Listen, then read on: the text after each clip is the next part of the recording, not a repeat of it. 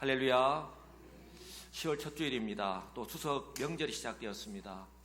오늘도 변함없이 또 하나님 말씀이 예배를 드리고 하나님 말씀이 선포되는데, 특별히 오늘 본문은 우리 성도님들 잘 아는 본문이에요.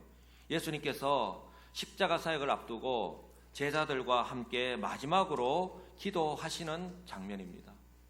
저는 이 10월 한 달 동안에 가을이 왔는가 하면 이제 가을이 훌쩍 지나가 버리고 겨울이 성큼 다가올 거예요. 이 짧은 가을에 우리가 어떤 모습을 견제해야 할 것인가. 그래서 이번 가을에는 이라는 주제로 오늘 첫 번째로 기도하게 하소서라고 하는 이 제목으로 말씀을 전하고자 합니다.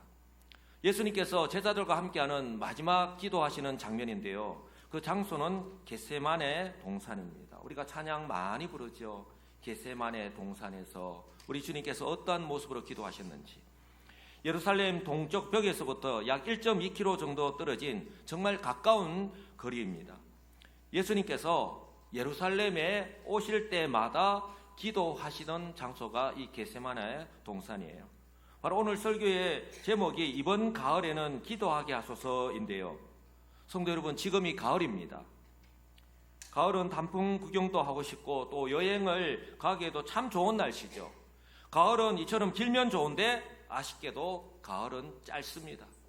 예전에 우리나라가 사계절이 분명했는데 이제 어느덧 우리나라가 여름과 겨울이 길고 봄과 가을은 있는가 싶으면 그냥 지나가 버리는 그런 짧은 계절이 되었습니다. 그러니 그 계절이 더더욱 소중한 거예요.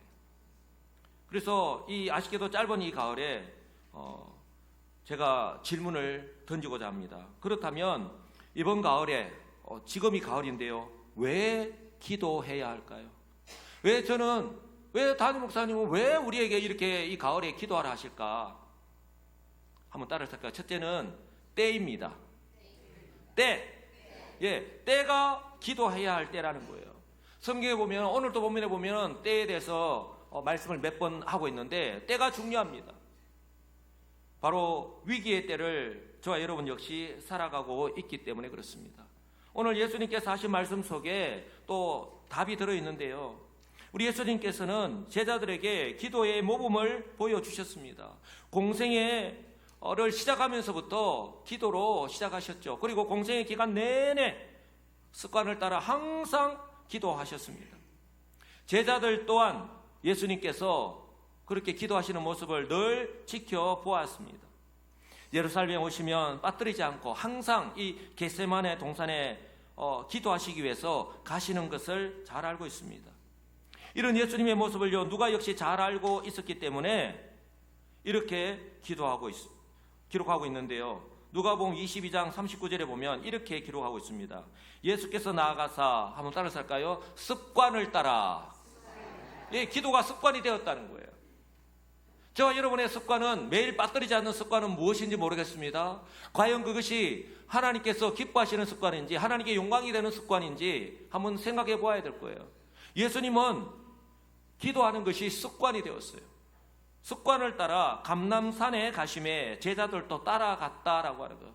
자기 혼자 살짝 다녀오지 않았다는 거예요. 그리고 예수님을 은삼시에 판 가룟 유다 역시 예수님께서 이곳에서 기도하시는 줄 알고 대제사장과 서기관과 장로들이 파송한 그 무리들을 인도해서 바로 이곳으로 인도해 왔습니다. 예수님은 이 감람산에 겟세마네 동산에 기도하기 위해서 가셨기 때문에 그곳에 가면 예수님을 잡을 수 있다라고 하는 것을 알고 있었기 때문이죠. 이처럼 예수님께서는요, 마지막 순간까지 제자들에게 기도의 모범을 보여주셨습니다. 바로 오늘 예수님의 기도는 제자들과 함께하는 마지막 기도입니다. 왜냐하면 예수님은 이제 십자가를 지셔야 하기 때문에 그렇습니다. 그리고 제자들은 이제 홀로 서기를 해야 합니다. 그런데 제자들은 이런 사실을 전혀 모르고 있습니다. 제자들은 예수님께서 그들 곁을 떠난다고 전혀 생각하고 있지 않습니다. 언제나 예수님은 그들과 함께 하신다라고 생각하고 있습니다. 심지어 예수님께서 유월절을 지키기 위해서 예루살렘에 올라오시면서 3번씩이나 예루살렘에 가면 십자가를 지고 사흘 만에 부활하신다라고 거듭 말씀하셨음에도 불구하고 제자들의 모습은 어땠죠? 그들은 귀 기울이지 않았습니다.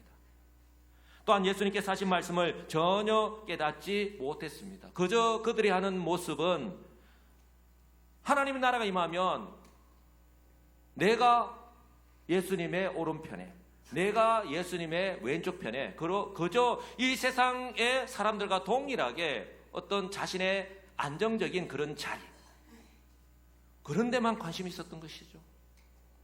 이런 제자들의 모습을 예수님께서는 너무나도 잘 알고 계셨기 때문에 제자들 역시 바로 예수님과 함께 기도하기를 원하셨던 것입니다. 제자들을 괴롭히기 위해서가 아닙니다. 오늘 첫 번째 제가 왜 기도해야 된다고 그랬죠? 바로 때가 바로 기도해야 될 때다. 왜요? 위기의 때이기 때문에.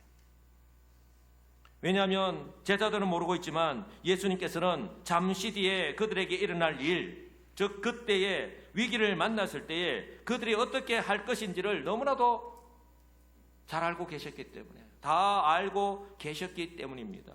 이것은요, 예수님께서 마지막 만찬 석상에서 제자들에게 하신 말씀을 통해서 알 수 있는데요, 예수님은 제자들에게 뭐라고 말씀하셨습니까? 너희가 다 나를 버리리라 라고 하는 충격적인 말씀을 하셨습니다. 그때 예수님께서 하신 이 말씀을 듣고 베드로가 예수님께 이렇게 발끈해서 이야기합니다. 다 버릴지라도 나는 그리하지 않겠습니다. 자신 있게 말씀합니다. 자신은 다른 사람들과 다르다는 것이죠. 나는 예수님에 대한 믿음도 남다르고 의리도 있다는 것입니다. 정말 그럴까요? 그렇다면 예수님께서 베드로가 이렇게 다 버릴지라도 나는 그리하지 않겠습니다 라고 했을 때 예수님께서 그렇다면 칭찬하셔야죠. 베드로야, 네 믿음이 참으로 크도다. 네게 복이 있을지어다. 예수님께서 그렇게 칭찬하셔야 되잖아요. 그런데 예수님께서 베드로에게요, 소위 뼈 때리는 말씀을 하십니다. 14장 30절인데요. 다 같이 한 목소리 읽겠습니다. 내가 진실로 내게 이르노니 오늘 이 밤 닭이 2번 울기 전에 내가 3번 나를 부인하리라. 아멘. 칭찬은커녕 뼈 때리는 말씀을 하는 거예요. 그러자 베드로가 더 강하게 이렇게 이야기합니다. 내가 주와 함께 죽을지언정 주를 부인하지 않겠나이다 하고 모든 제자도 이와 같이 말하였다고 합니다. 베드로가 선창을 하니까 제자들 역시 우리도 마찬가지입니다. 나도 그렇습니다. 라고 동참하였던 것이죠. 정말 베드로를 비롯한 제자들이요, 그들이 말한 대로 행하였을까요? 그들은 잠시 뒤에 그들에게 일어날 일 전혀 알지 못한 채 이렇게 호언장담하면서 예수님께 과신하면서 그들의 믿음을 과신하면서 대답하였던 것이죠.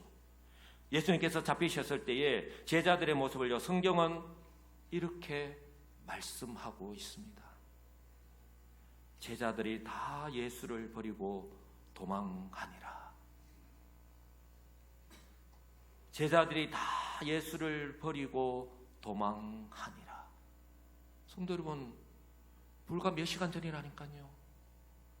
불과 몇 시간 전에 그들이 마지막 만찬을 하면서 예수님과 주고받았던, 또 베드로를 비롯해서 또 특히 베드로는 더 어떻게 예수님께 이야기했던 것 우리 너무나도 잘 알고 있잖아요.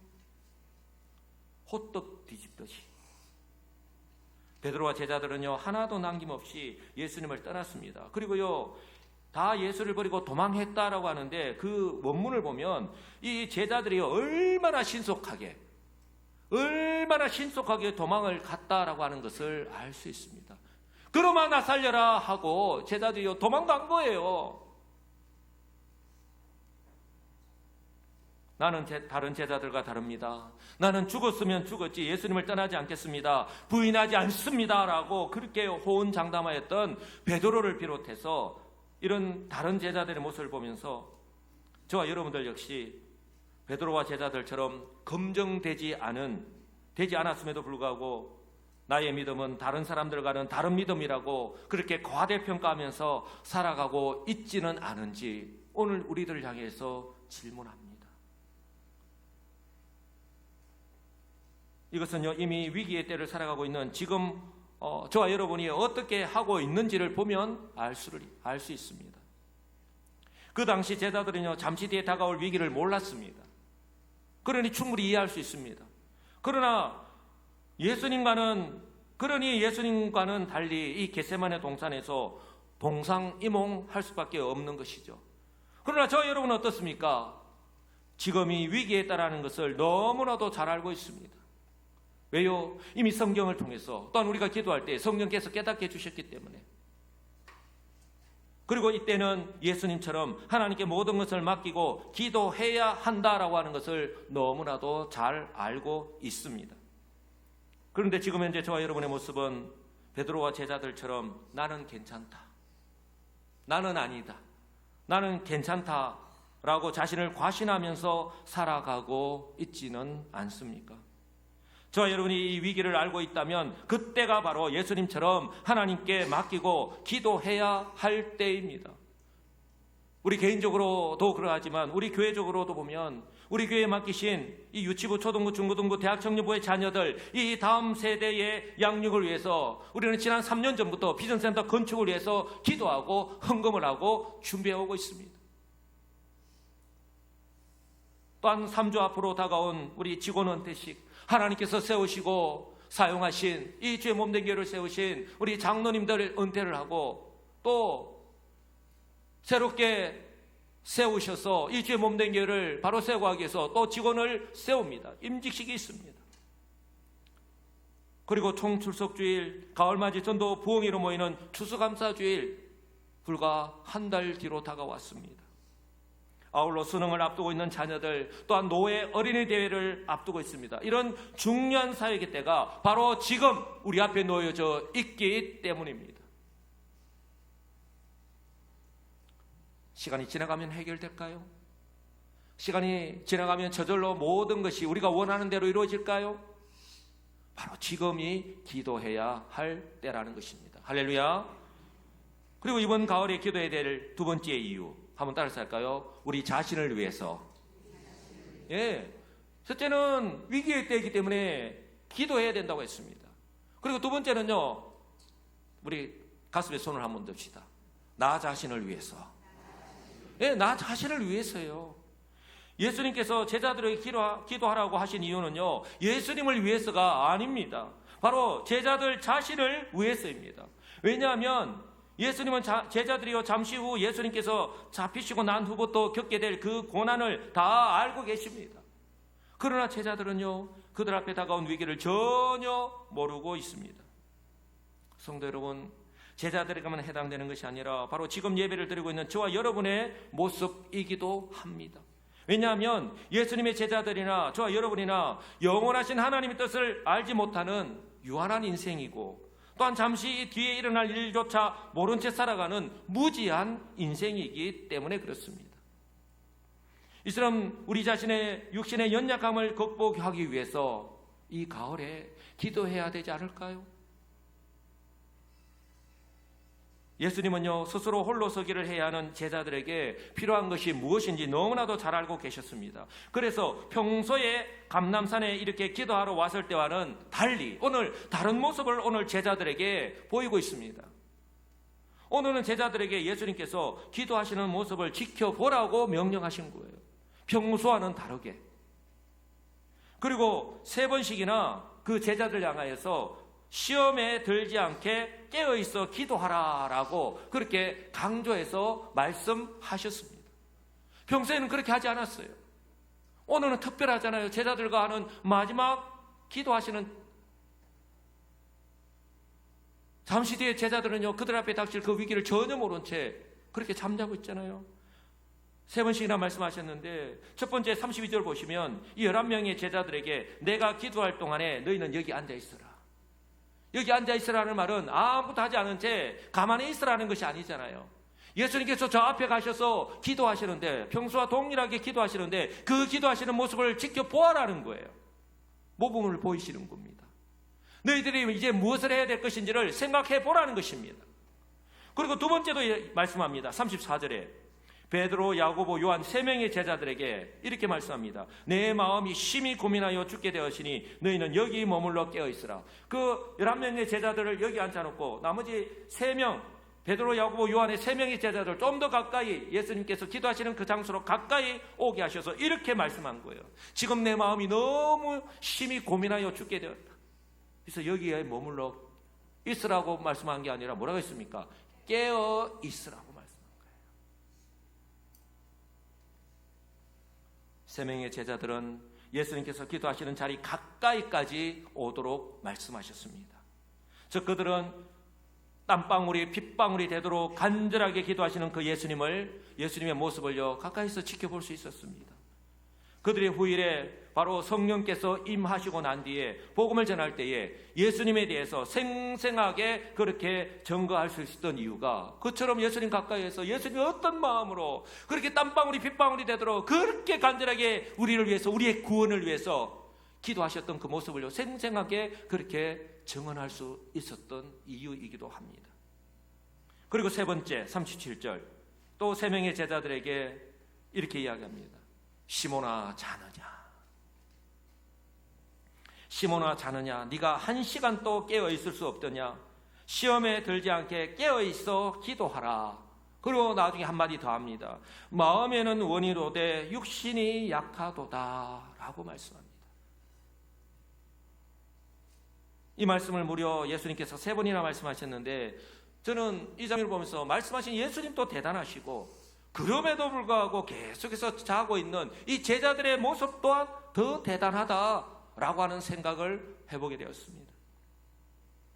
이처럼 예수님께서 평소와 다르게, 그리고 다른 어조로 말씀하셨음에도 불구하고 제자들은요 눈치가 없는 건지 아니면 예수님의 말씀에 관심이 없는 건지 전혀 눈치도 채지 못하고 불이익 파악도 못한 채 그저 곤히 잠만 자고 있었던 것이죠. 그런데요, 저는 참 위로가 되는 것이, 저와 여러분들이 위로를 받을 수 있는 것이, 예수님은 그들의 마음은 알고 있었어요. 뭐라고 말씀합니까? 마음에는 원이로되 육신이 약하다고 그들을 위로하고 있는 거예요. 예수님도 사실은 제자들의 마음이 예수님께로 향해 있다고 하는 건 너무나도 잘 알고 있습니다. 저와 여러분들의 마음이 예수님께로, 하나님께로 향하고 있다는 거 우리 주님 너무나도 잘 알고 계십니다. 그러나 그들은 마음은 있는지 몰라도 그들은 곧 닥칠 그 시험 앞에서 잠자고 있었던 거예요. 기도로 준비하지 않은 그 육신이 얼마나 무력한지를 오늘 제자들이 예수님께서 하신 말씀을 깨닫지 못한 채 잠자고 있는 그 모습을 통해서 우리에게 그대로 보여주고 있는 거예요. 저와 여러분들 역시 마찬가지라고 하는 사실을 꼭 기억할 수 있기를 원합니다. 이런 제자들에게 3번씩이나 오셔서 거듭 말씀하시는 우리 예수님의 마음은 어떠하셨을까요? 그러면 그렇지, 너희들에게 기대한 내가 바보다, 우리는 충분히 그렇게 이야기하잖아요. 내가 3번씩이나 이야기합니다. 너희들에게 기대를 한 내가 바보다, 너희들에게 더 이상 무슨 기대를 할 수 있겠느냐고 그렇게 자존심이 상하셔서 포기할 만도 한데 예수님은요 포기하지 않으셨습니다. 어쩌면 주님은 지금 또 저와 여러분을 향해서도 동일하게 지속적으로 말씀하고 계신데, 제자들과 마찬가지로 고온하게 자고 있는 저와 여러분들의 모습은 아닌지 다시 한번 돌아보게 됩니다. 자신을 위해서가 아니라 이 세상을 위해서, 또한 이 세상을 죄로부터 구속하시기 위해서 저주의 십자가, 고난과 고통의 십자가를 지시하는 예수님, 나의 원대로 마시옵고 아버지의 원대로 하옵소서라고 그렇게 땀방울이 핏방울이 되도록 그렇게 기도하고 계신데, 제자들은요 그 같은 자리에서 예수님과는 달리 동상이몽하고 있습니다. 잠을 자고 있습니다. 예수님과 같은 마음으로 힘을 보태어도 모자랄 판에 예수님의 말씀대로 그들 자신을 위해서 깨어 있어야 하는 이 중요한 순간에 그들은 잠자고 있습니다. 이처럼 잠자는 제자들에게 예수님께서요 한번 말씀 따라서 할까요? 깨어 있으라. 예, 깨어 있으라. 예, 깨어 있어야 한다고 거듭 말씀합니다. 왜 예수님께서 깨어 있어야 한다고 이렇게 거듭 말씀하셨을까요?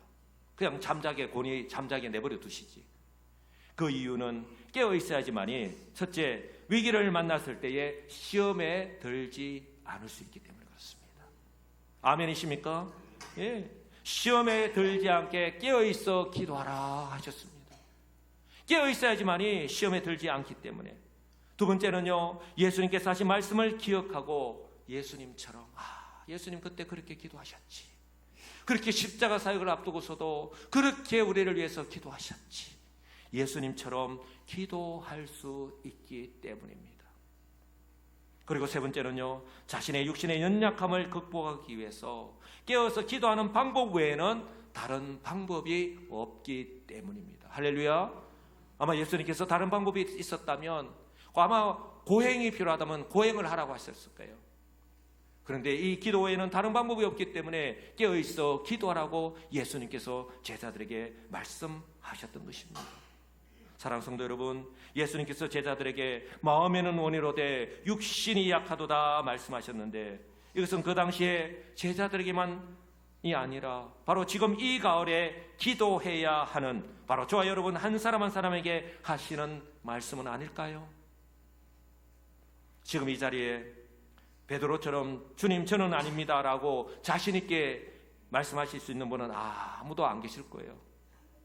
성도 여러분, 예수님 지신 십자가는 수치이고 아픔이고 슬픔입니다.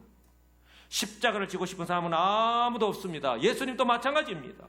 예수님 그 십자가상에서 뭐라고 말씀하셨습니까? 오늘도 나는 지고 싶지 않습니다 라고 그렇게 말씀하셨죠. 그리고 마태복음과 마가복음에서는요, 엘리 엘리 라마 사막다니, 나의 하나님 어찌하여 나를 버리셨습니까? 라고 그렇게 절규하셨습니다.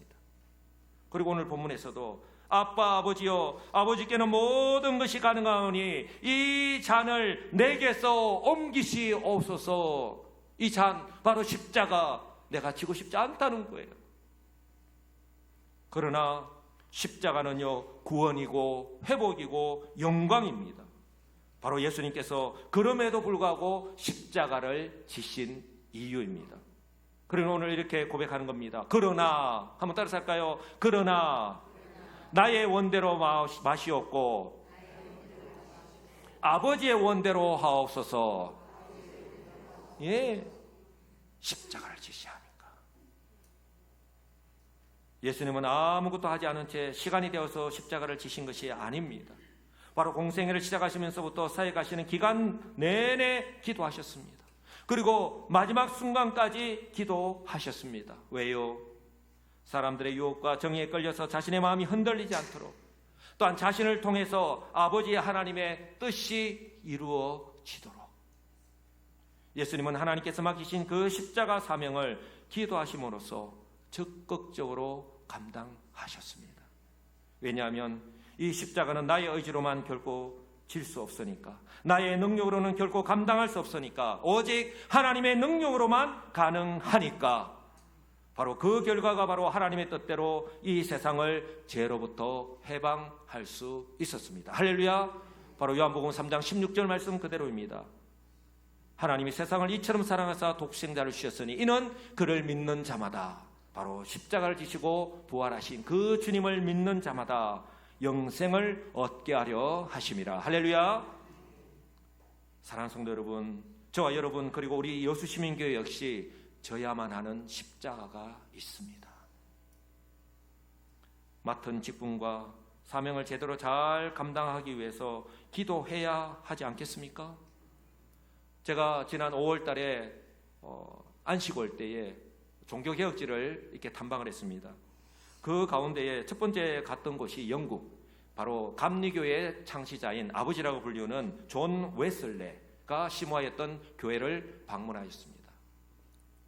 그 존 웨슬레가 심화했던 교회 앞에 바로 들어가는 입구에 동상이, 저렇게 존 웨슬레 동상이 써져 있습니다. 그리고 그 밑에 보면 글귀가 새겨져 있습니다. 세계는 나의 교구이다. 어떤 마음으로 사역을 감당했는지, 그리고요, 그렇게 사역할 수 있던 이유가 이 존 웨슬레가 정말 이런 고백을 했습니다. 하나님은 기도하지 않는 사람에게는 아무것도 행하지 않으신다. 하나님은 기도하지 않는 사람에게는 아무것도 행하지 않으신다 라고 그 유명한 고백을 했습니다. 그 기도의 고백 그대로 존 웨슬리는요, 매일 새벽 4시부터 6시까지 2시간 동안 기도하였던 사람입니다.